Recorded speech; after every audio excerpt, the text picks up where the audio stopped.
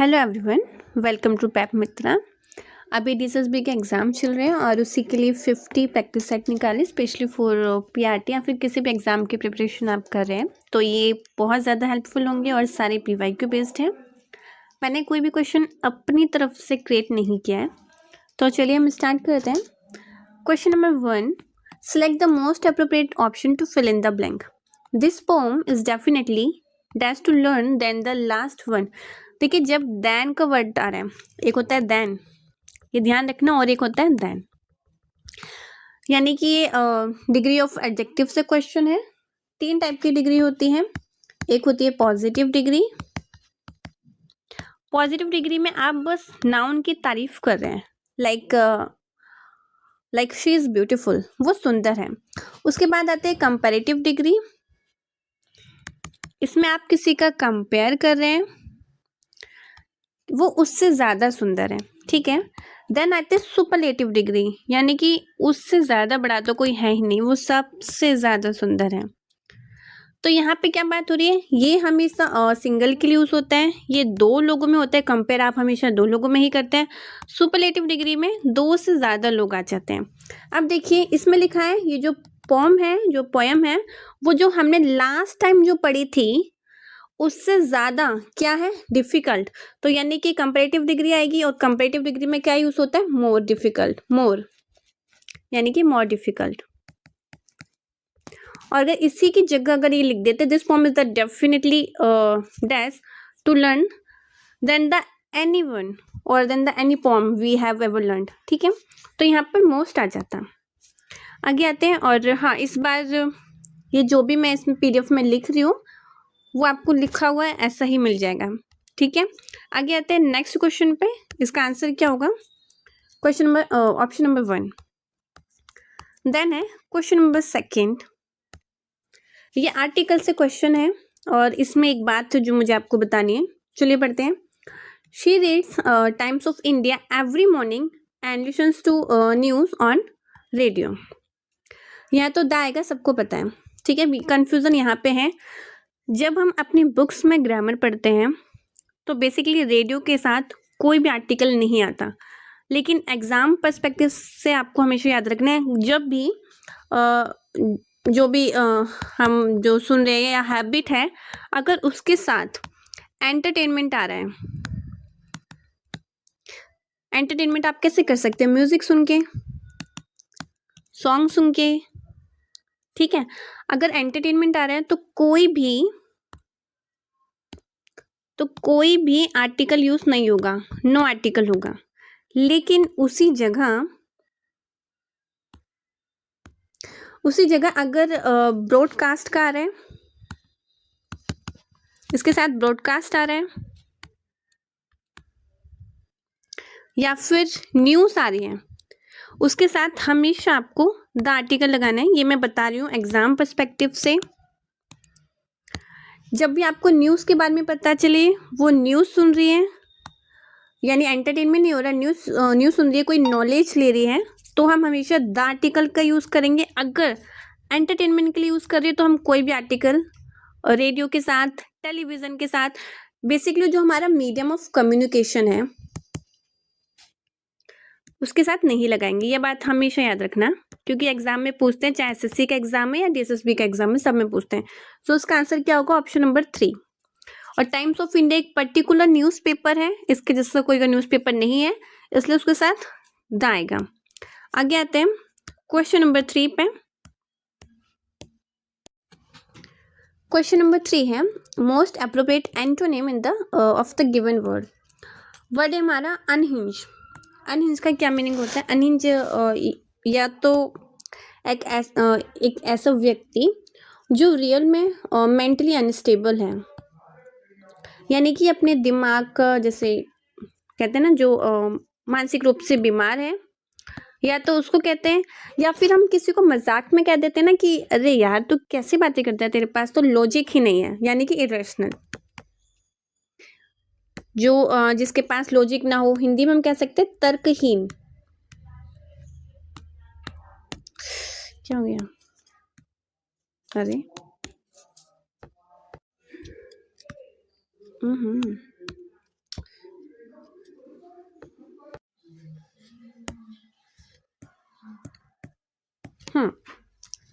तर्कहीन। ठीक है, तो इसका अपोजिट क्या होगा? जो लॉजिकल हो, लॉजिक देता हो, मेंटली अनस्टेबल ना हो, इंटेलिजेंट हो एक तरीके से। ठीक है, तो सपोर्टेड यानी कि सपोर्ट करना, यहाँ फिट नहीं बैठेगा। क्लासिफाइड, आप किसी को किसी पर्टिकुलर चीज़ों को क्लासिफाई कर रहे हैं। स्ट्रेंज यानी कि अजनबी को बोलते हैं स्ट्रेंज, ये भी यहाँ पे नहीं होगा। देन है रैशनल। रैशनल मीन्स जो लॉजिक बातें करता हो, जो इंसान लॉजिकल हो, ठीक है, उसे कहते हैं रैशनल। तो इसका अपोजिट या एंटोनिम क्या होगा? अनहिंज का रैशनल। आगे आते हैं नेक्स्ट क्वेश्चन पे। ये क्वेश्चन है हमारा आर्टिकल से। मैं आपको आर्टिकल के बारे में एक चीज़ बताती हूँ। चलो पहले देखते हैं। She prepared useful plan for 1 year training programme. इसमें एक ड्यूरेशन आ रही है 1 ईयर, तो इसके साथ तो ए आएगा, कन्फर्म है। अब कुछ लोग यहाँ पे कंफ्यूज होंगे कि ए आएगा या एन आएगा, तो मैं आपको बताती हूँ। आर्टिकल आप लोगों ने पढ़े होंगे, ए, ई, आई, ओ, यू, ये जो है साउंड हमारे, जिसके साथ हम क्या यूज़ करते हैं? एन। लेकिन अगर आप इसको देख के करोगे ना आर्टिकल, तो आर्टिकल आपके गलत होंगे। इसकी एक सिंपल ट्रिक है। हम जो हिंदी में पढ़ते हैं, हमारे अक्षर जो भी आ से लेकर औ तक जो भी आपको साउंड मिलेगा, आ से लेकर औ तक, उसके साथ आप एन यूज़ करोगे, और बाकी का से लेकर ज्ञा तक आप ए यूज़ करोगे। इस बात को गार्ड मान लो, आर्टिकल गलत नहीं होंगे। इसमें इसको कैसे बोलते हैं हम? यूजफुल। क्या साउंड आ रहा है? या का। या हमारे आ से लेकर औ तक आता है या का से लेकर ज्ञा तक? का से लेकर ज्ञा तक आता है, और का से लेकर ज्ञा तक जाएगा, उसमें हम क्या यूज़ करेंगे? ए का। तो उसका आंसर क्या होगा? Option number 1। आर्टिकल को हमेशा इसी तरह याद करें, क्योंकि आगे मैं और प्रैक्टिस करवाऊंगी तो आपको कन्फ्यूजन रहेगी कि मैं कैसे कर रही हूँ। ठीक है, इसी तरह सेम जो हम कंफ्यूज रहते हैं ना, एक बहुत फेमस आता है यूनिवर्सिटी।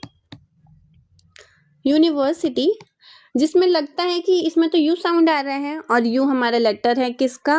वॉल साउंड का, तो वो भी यहाँ गलत होगा। यहाँ भी यू या का साउंड आ रहा है, तो क्या यूज करेंगे हम? ए।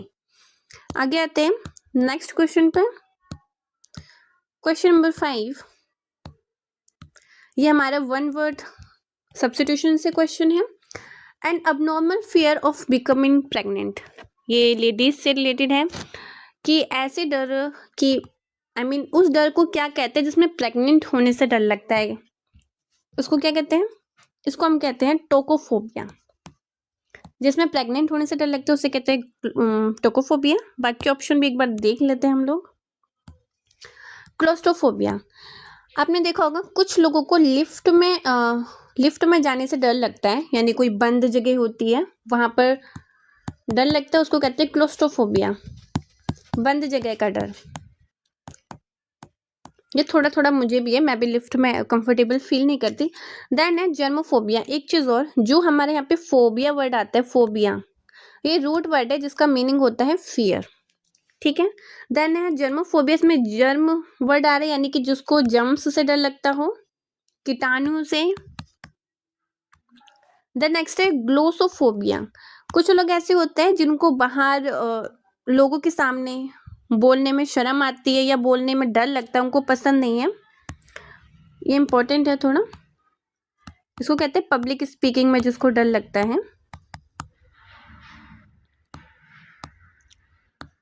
पब्लिक स्पीकिंग का डर, उसे कहते हैं ग्लोसोफोबिया। तो उसका आंसर क्या होगा हमारा? टोकोफोबिया। नेक्स्ट आते हैं क्वेश्चन नंबर 6 पे। ये भी 1 वर्ड सब्स्टिट्यूशन से है question. To cut off a part of the body, यानी कि आपकी बॉडी के किसी पार्ट को काट देना, इसको क्या कहते हैं? इसको कहते हैं एम्पुटेशन। ये आपको याद करना, ये रिपीट होता रहता है एम्पुटेशन, शायद आप में से बहुत लोगों को याद भी होगा। बाकी ऑप्शन भी एक बार हम देख लेते हैं। देन नेक्स्ट है इमैस्कुलेशन। इसमें एक वर्ड देखो, इसमें क्या रहा है? मैस्कुलेशन।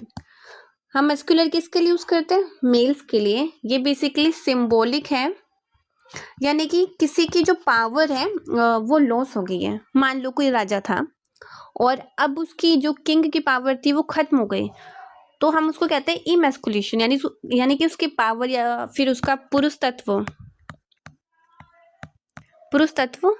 खत्म होना, याद रखिए फिजिकल नहीं है, ये सिंबॉलिक है। अरे यार तो लाइक मर्द है ही नहीं, ऐसा कुछ टाइम, ठीक है।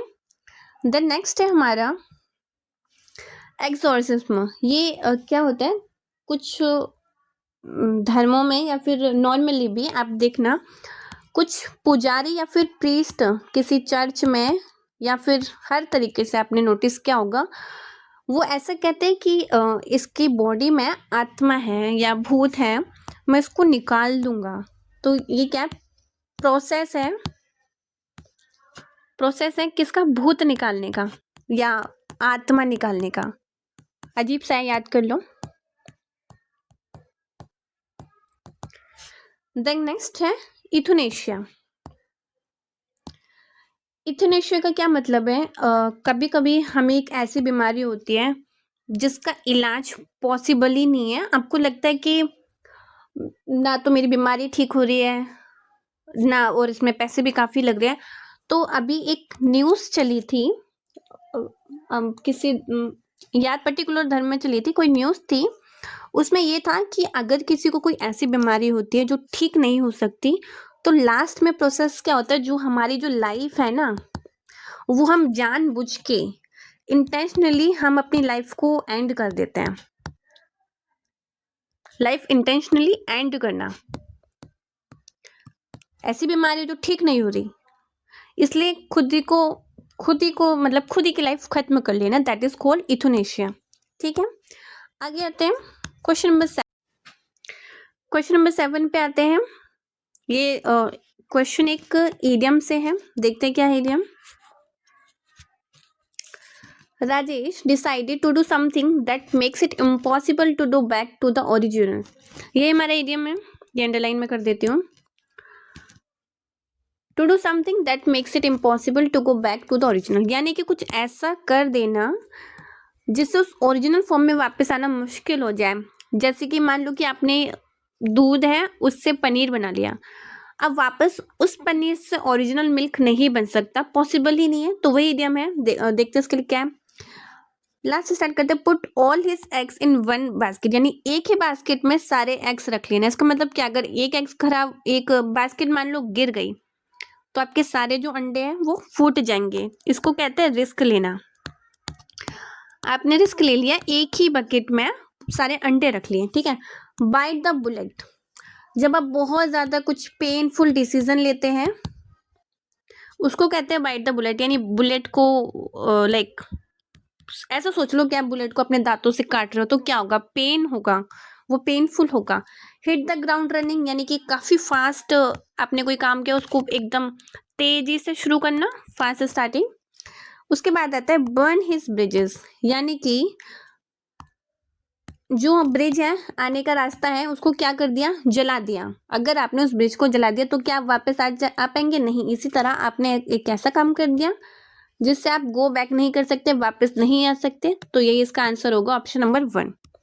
आगे आते हैं नेक्स्ट क्वेश्चन पे, क्वेश्चन नंबर 9 पे। Select the most appropriate option that can substitute the underline segment.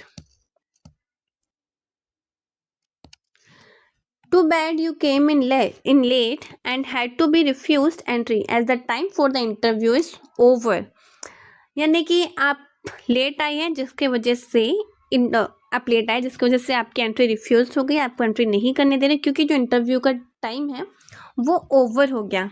इसको क्या कहते हैं, आपकी जो, इसका मतलब है आपको एक अपॉर्चुनिटी मिली है काम करने की, लेकिन आप लेट आए जिसके वजह से वो अपॉर्चुनिटी आपने खो दी। तो ये फिक्स इडियम है, मिस्ड द लास्ट ट्रेन, ऐसा कुछ इडियम होता ही नहीं है। मिस्ड द लास्ट बस, missed the chance and missed the boat, बाकी इडियम है ही नहीं। एक ही इडियम है इस नाम से, वो है मिस्ड द बोट, यानी कि आपको कोई अपॉर्चुनिटी मिली है और वो अपॉर्चुनिटी आपने अपनी गलती से खो दी है, you have missed the boat, ठीक है। आगे आते हैं नेक्स्ट क्वेश्चन पे, आगे आते हैं क्वेश्चन नंबर 9 पे। Sentence of a paragraph are given below in jumbled order, arrange the sentences in the correct order to form a meaningful and coherent paragraph. ये पैराग्राफ से क्वेश्चन है जिसमें 4 या 5 स्टेटमेंट होती है, और उनको जोड़ना होता है। तो देखते क्या है, during this time the old women was busy over her prayers. एक बात और, अभी ये जो सारी PYQ में कर रही हूँ ये 2025 की नवंबर मंथ में DAS 4 के एग्जाम हुए थे, जिसमें स्टेनो भी था, उसमें ये आया था पैसेज। लेकिन यही सेम पैसेज डिट्टो उठा के हमारे TGT एग्जाम्स में और PGT एग्जाम्स में भी दिए गए हैं। DSSB को इस पैसेज से कुछ ज़्यादा प्यार है, तो करते हैं दोबारा। आप इसको अच्छे से कर लो क्योंकि बार बार रिपीट हो रहा है, पता नहीं क्यों हो रहा है बट हो रहा है। During this time the old women was busy over her prayers. इस टाइम यानी इस समय जो बूढ़ी महिला थी वो अपनी प्रेयर्स में बिजी थी, यानी जो प्रार्थना करती होगी उसमें बिजी थी, या जो भी उसकी पूजा होगी। When she had finished, she came and prostrated herself twice before my brother. Prostrated, इसका क्या मीनिंग होता है? आपने देखा होगा, आपने अगर किसमें कोरियन मूवी या फिर मुस्लिम धर्म में आपने देखा है ना कि झुककर नमस्कार किया जाता है, ऐसे अपने दोनों हाथों को ऐसे थोड़ा चेस्ट पे रख के कैसे भी सर झुकाते हैं। उस तरीके से जो बूढ़ी औरत थी उसने उसके भाई को, जिसकी बात सुन रही हूँ, उसके भाई को 2 बार प्रणाम किया झुककर। ठीक है। My brother, although the old woman was a stranger to him, did not hesitate to do as she wished. जो मेरा भाई था वो अनजान था उस बूढ़ी लेडी के लिए, लेकिन फिर भी उसने वो किया जो वो ओल्ड लेडी करवाना चाह रही थी या कर रही थी। उसने क्या किया हमको नहीं पता, आगे देखते हैं। He gave her a vessel of water. उसने उस महिला को एक वेसल यानी बर्तन, पानी का बर्तन दिया। And then went back to his place, उसके बाद वापस अपनी जगह गया। कहाँ? And his thoughts with his minds busy over his last adventure. उसके बाद भाई पानी देकर गया, अपने विचारों में खो गया, अपने एडवेंचर के बारे में सोचने लगा। He put his gold into a long and narrow purse. उसके बाद जो उसके पास गोल्ड था उसने अपने पर्स में रख लिया। हमने 4 सेंटेंस देखी। पहले हम देखते हैं किससे स्टार्ट नहीं होगा। सी का ऑप्शन है, सी का ऑप्शन है, बी का ऑप्शन है, ए का ऑप्शन है, डी का ऑप्शन है, डी से कट गया। ठीक है। अब अगर हम सी का ऑप्शन देखिए कि मेरा भाई था वो उस ओल्ड वुमेन को नहीं जानता था, किस ओल्ड वुमेन की यहाँ पे बात नहीं हुई, तो सी का ऑप्शन भी कट गया। देन ऑप्शन आ रहा है व्हेन शी हैज फिनिश्ड, किसने फिनिश किया, तो बी भी अधूरा हो रहा है। उसके बाद ए में बता रहे ड्यूरिंग दिस टाइम, इस वक्त क्या था, जो ओल्ड वुमेन थी वो अपनी पूजा में बिजी थी। ये हमें इंट्रोडक्शन दे रहा है। और अगर आपको सेंटेंस में इंट्रोडक्शन मिल रहा है और उसके अलावा कोई और ऑप्शन नहीं है उससे, तो हमारा ऑप्शन आंसर क्या होगा, इंट्रोडक्शन वाला। तो हमारा ऑप्शन क्या हो जाएगा, 4 राइट हुआ। आगे आते हैं नेक्स्ट क्वेश्चन पे, ये भी पैसेज से ही है।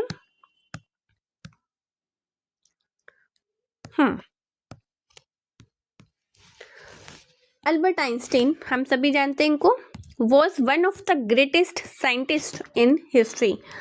अल्बर्ट आइंस्टाइन एक महान वैज्ञानिक रहे हैं हमारी हिस्ट्री में, वन ऑफ द महान वैज्ञानिकों में से एक। ठीक है। He developed the theory of relativity which changed physics for ever. He कौन, ही किसके लिए यूज हो रहा है, अल्बर्ट आइंस्टाइन के लिए। उन्होंने क्या किया, एक थ्योरी डेवलप्ड की, किसकी, रिलेटिविटी की, जिसने फिजिक्स को चेंज ही कर दिया। हिज आइडियाज, ये भी अल्बर्ट आइंस्टाइन के लिए यूज हो रहा है। His ideas also led to many modern scientific discovery. इनके जो आइडियाज थे, जो उन्होंने थ्योरी दी, जो उन्होंने आइडियाज थे, विचार प्रकट किए, जो भी एक्सपेरिमेंट किए, उन्होंने जो मॉडर्न अभी जो साइंस चल रही है उनकी डिस्कवरी में भी काफी हेल्प की। टुडे, आज के समय में, he is remembered as a symbol of genius and creativity. आज के टाइम पे ये जीनियस और क्रिएटिविटी के सिंबल के रूप में माने जाते हैं। सेंटेंस ए से स्टार्ट होगा, साफ दिख रहा है। ए से 2 सेंटेंस स्टार्ट है, ए बी एंड ए सी। देखते हैं क्या आएगा। ए के बाद ये एक ग्रेटेस्ट साइंटिस्ट थे, he developed and his ideas also. देखिए दोनों में ही इनके बारे में बताया जा रहा है। यहाँ यूज हो रहा है हमारा ऑल्सो, यानी कि हमने समोसा तो खाया ही खाया, साथ में चाय भी पी ली, यानी कि एक काम तो उन्होंने क्या थ्योरी डेवलप की, ऑल्सो साथ में जो उनके आइडियाज थे उन्होंने मॉडर्न साइंस में भी काफी हेल्प की। तो ऑल्सो हमारा बाद में आएगा, पहले क्या आएगा, बी। तो इसका आंसर क्या होगा हमारा, ए बी सी डी, ये इसका आंसर है, A B C D. Okay, आगे आते हैं नेक्स्ट क्वेश्चन पे। इडियम से क्वेश्चन है।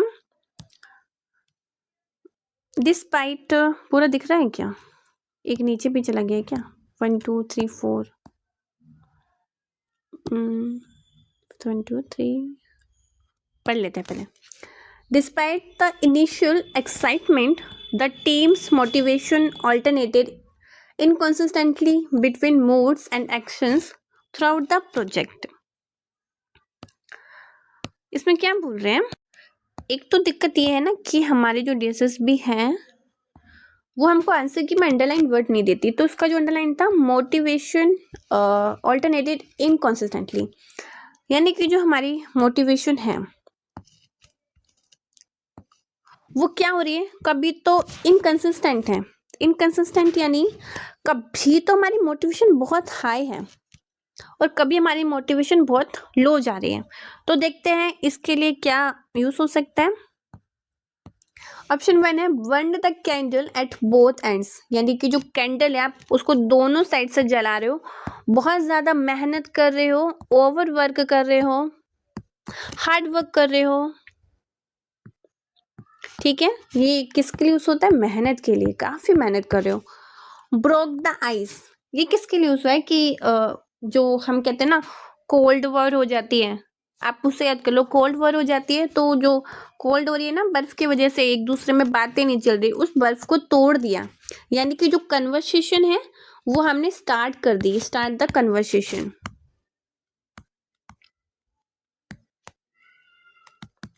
ठीक है, then next cried over spilt milk, मान लो कि जो दूध था आपने दूध लिया और वो दूध आपके हाथों से फैल गया, अगर आप उस फैले हुए दूध पर रोएंगे क्या वो दूध ग्लास में वापस आ जाएगा, नॉट पॉसिबल, यानी कि आप ऐसी चीज पे रिग्रेट कर रहे हैं जिससे आपको कोई फायदा नहीं मिलेगा।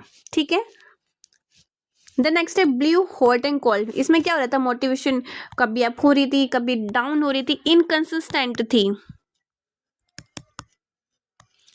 इनकंसिस्टेंट थी, जैसे कि हमारी पढ़ाई चलती है, कभी हम 4 घंटे पढ़ लेते हैं कभी आधे घंटे नहीं पढ़ते, तो it is called blue hot and cold. मैं एक अलग पेन से भी कर देती हूँ, ऑप्शन नंबर 4। आगे आते हैं नेक्स्ट क्वेश्चन पे, क्वेश्चन नंबर 12 है select the most appropriate option that justifies the underline segment. एक मिनट,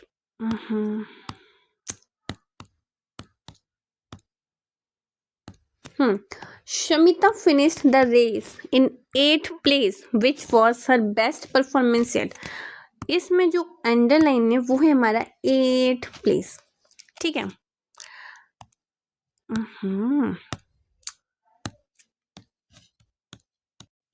ये तो सभी कर लेंगे। ये सेंटेंस में हमारा क्या ऑर्डिनल नंबर यूज होता है, ऑर्डिनल के लिए क्या होगा, 8th प्लेस, कभी आपने सुना है क्या, 8th प्लेस होगा। ठीक है, ये तो वही बात होगी ना, I was 1 in my class, 1 नहीं होगा, फर्स्ट होगा, I was first in my class, तो क्या आंसर क्या होगा, 1। आगे आते हैं क्वेश्चन नंबर 13 पे, select the most appropriate option that justifies the underline segment in the given sentence. क्या है इसमें अंडरलाइन, ये रहा more sadder, she was feeling more, ये सैड किसके लिए हुआ है, दुखी के लिए। ठीक है, than usual after watching the movie, यानी जब उसने मूवी देखी तो वो क्या हो गई, दुखी हो गई, मतलब वो ऑलरेडी दुखी थी लेकिन वो ज्यादा दुखी हो गई, क्योंकि कंपेयर हो रहे हैं तो इसका मतलब वो already she was feeling sad, movie देखने के बाद और ज्यादा हो गई। तो मोस्ट सैड नहीं हो सकता क्योंकि हमेशा थोड़ी रहती, sad, saddest and sadder, sadder नाम का कोई वर्ड नहीं होता। ठीक है, तो ये भी नहीं होगा, कंपैरिजन हो रहा है एक सिचुएशन में, सैडेस्ट भी नहीं आएगा। आई थिंक यहाँ पे अंडरलाइन ना ओनली सैडर होगा। ठीक है, तो ऑप्शन सेकंड इसका राइट आएगा, she was feeling more sad. आगे आते हैं नेक्स्ट क्वेश्चन पे, इडियम है strike while the iron is hot, यानी कि लोहा गर्म में मार दो हथौड़ा, ठीक है। यानी कि जो भी आप कर रहे हैं क्या होगा, act quickly when the opportunity is favourable, यानी जब आपको दिख रहा है ना कि आपके फेवर में अपॉर्चुनिटी, तुरंत काम कर लो, ठीक है। वो हम कहते हैं ना लोहा गर्म में मार दो हथौड़ा, हिंदी में बोलते हैं, वही इंग्लिश में है कि जब आयरन हॉट है ना तुरंत कर लो अपना काम, ठीक है। तो बाकी तो इसके अपोजिट जा रहे हैं। आगे आते हैं नेक्स्ट क्वेश्चन पे, क्या हो रहा है। क्वेश्चन नंबर 15, एंटोनिम बताना है। एक्स्ट्रावेजेंट कुछ अलग से दिख रहे हैं ना पीटूफ। एक्स्ट्रावेजेंट, एक्स्ट्रा से याद करो जिसके पास ज्यादा पैसे हैं, ठीक है। एक्स्ट्रावेजेंट यानी जिसकी मुट्ठी में ज्यादा पैसे हैं। लेविश यानी कि जो अमीरों वाली जिंदगी जी रहा है, कि वो एक लेविश लाइफ है, उसकी लग्जरी लाइफ है, तो क्या होगा लेविश। वेस्टफुल, ज्यादा पैसा है तो वेस्ट कर रहे हैं, जो बर्बाद करे पैसे को, बर्बाद करे, खर्च करने से पहले ज्यादा ना सोचे। प्रोडिगल भी इसका सिनोनिम है। थ्रिफ्टी, थ्रिफ्टी का मीनिंग होता है कंजूस, या तो कंजूस है या फिर जिसके पास पैसे नहीं है, बेसिकली कंजूस के लिए यूज होता है थ्रिफ्टी, ठीक है। तो इसका ऑप्शन 1 राइट आंसर होगा। आगे आते हैं नेक्स्ट पे। बेसिकली ना ये जो है ना एक्स्ट्रावेजेंट, इसका जो लिटरल मीनिंग है वो है हमारा खर्ची, वो है हमारा खर्चीला, जो जिसका खर्चीला नेचर है, जो पैसे जल्दी खर्च कर देता है, ज्यादा सोचता नहीं है, उसके लिए ये क्वेश्चन है हमारा प्रोवर्ब से। प्रोवर्ब में लुक बिफोर यू, यानी कि जब आप लीप ले रहे हो, यानी आप कोई काम करना चाहते हो तो उससे पहले अच्छी भली भांति परख ले, जांच ले, देख ले कि ये स्टेप करने से क्या हो सकता है, क्या नहीं हो सकता, ठीक है। Jumping into things can lead to success without planning. Leaping should be done quickly and without hesitation, इसमें बोल रहे कि आप देखो परखो, इसमें बोल रहे कि फटाफट कर लो, ठीक है। Consider potential consequences before acting impulsively, yes, यानी कि आप कुछ भी करने की सोच रहे हो ना, उससे पहले देखिए कि क्या क्या कॉन्सिक्वेंसेस हो सकते हैं, क्या क्या सिचुएशन बन सकती है, इसके फ्यूचर में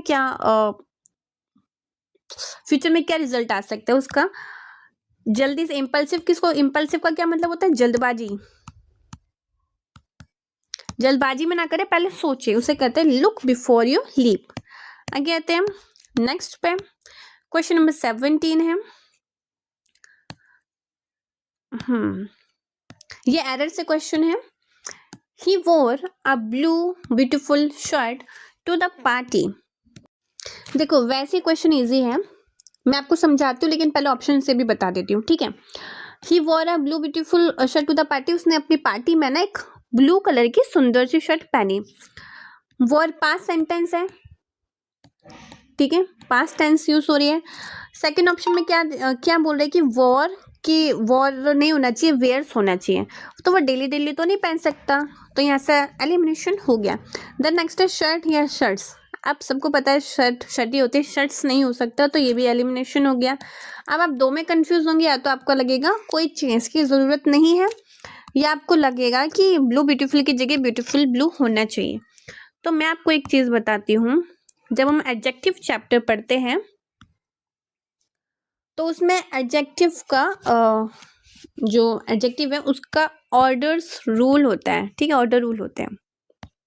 सबसे पहले हमारे आते हैं ओपिनियन, ये मैं आपको अलग से बता दूंगी। सबसे पहले हम ओपिनियन के बारे में बताते हैं, देन साइज आता है, उसके बाद एज आएगी, शेप, उसके बाद कलर, देन मटेरियल, और फाइनली नाउन। नाउन सबसे लास्ट में आती है, क्योंकि एडजेक्टिव तो हम नाउन का ही बता रहे हैं ना, इसलिए।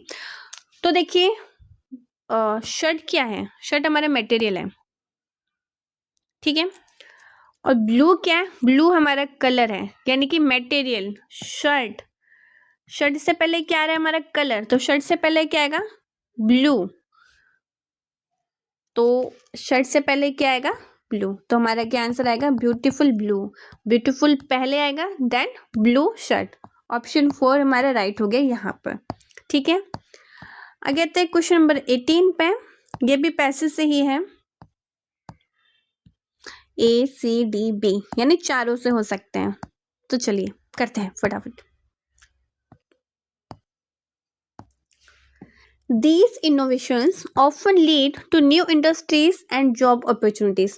ये जो इनोवेशन है ये क्या करती है? जो इस इनोवेशन की वजह से नई नई इंडस्ट्रीज बन रही है और जॉब अपॉर्चुनिटी आ रही है। देश हमको नहीं पता ना देश किसके लिए यूज हो रहा है, तो ए ऑप्शन तो हमारा यहीं पे कट गया। हम ए ऑप्शन यहाँ से हम अपने ए ऑप्शन हमने काट दिया। ठीक है, अगर हमें एक भी मिल गया तो समझ आ जाएगा। Technology has progressed at an unprecedented rate over the last century. जो टेक्नोलॉजी है ना उसका विकास उसकी प्रगति इस तरीके से हुई है कि किसी ने सोचा भी नहीं था कुछ लास्ट सेंचुरी में। ठीक है, बी से हो सकता है इसमें इंट्रोडक्शन आ रहा है। It is possible. अब देखते हैं। It has transformed how we live, work and communicate. इसने क्या क्या ट्रांसफॉर्म किया है कि हम कैसे रहते हैं, कैसे काम करते हैं, कैसे कम्युनिकेट करते हैं। इट किसके लिए यूज हुआ है? टेक्नोलॉजी के लिए। तो बेसिकली हमारा बी भी कट गया और डी में बोला एज अ रिजल्ट, तो हमारा डी भी कट गया। तो आंसर हमारा किससे स्टार्ट हो रहा है? बी से। BCDA ये हमारा राइट आंसर है। एक आप उनको मिल जाए, आगे बढ़िए। स्पेशली जो PRT का एग्जाम दे रहे हैं आपके पास टाइम की बहुत ज्यादा कमी होती है, याद रखना ये बात। Select the most appropriate option to correct the sentence. The movie was so boring that I fell asleep during it. यही है, slept, यही हमारा अंडरलाइन है। देखते हैं क्या आएगा। जो मूवी बहुत ज्यादा बोरिंग थी कि उसको देखते देखते ना वो सो गया। एक बात हमेशा याद रखना, ना ज्यादा रूल रखने की जरूरत है ना कुछ भी। जब भी ऐसा रहे ना कि वो सो गया, फैल के साथ that I fell asleep, उसके साथ हमेशा स्लीप आएगा। कुछ भी आपको याद करने की जरूरत नहीं, हमेशा मिस्टेक आएगी तो इसी में आएगी। बस ये याद रख लेना, अस्लीप आएगा। क्योंकि फॉल के साथ स्लीपिंग ING नहीं आता, इसलिए सेंटेंस एरर आ रहा है। यहाँ टेंस एरर आ रहा है क्योंकि पास्ट में चल रहा है, यहाँ स्लीप्स लगा दिया तो ये भी नहीं हो सकता। तो ऑप्शन क्या बचा? 1। याद रख लो। द नेक्स्ट है select the most appropriate option to fill in the blank. Okay, artist कल से क्वेश्चन है ये। Mainav was addressing the crowd given dash scale of climate change and the fact that it will affect many areas of life. Adaptation also needs to take place on a greater. इसमें जो noun है वो है हमारा scale. ठीक है, scale एक तो जनरल स्केल है, जैसे हम ट्रायंगल बना रहे हैं, रेक्टेंगल बना रहे हैं, that is a general scale. लेकिन इसमें एक स्केल बता रहे, special scale of climate change. एक पर्टिकुलर स्केल आ रहा है, स्पेसिफिक आ रहा है, और स्पेसिफिक के लिए हम हमेशा दा का यूज करते हैं। तो यहाँ पर ऑप्शन क्या करेक्ट होगा? Option number 1। ठीक है, तो आई होप खत्म हो गए। 20 क्वेश्चंस थे। आई होप आपकी क्लास पसंद आई हो। इसी तरह पढ़ते रहिए, खुश रहिए, और अगर क्लास अच्छी लगती है तो प्लीज़ लाइक और कमेंट ज़रूर करें। ठीक है।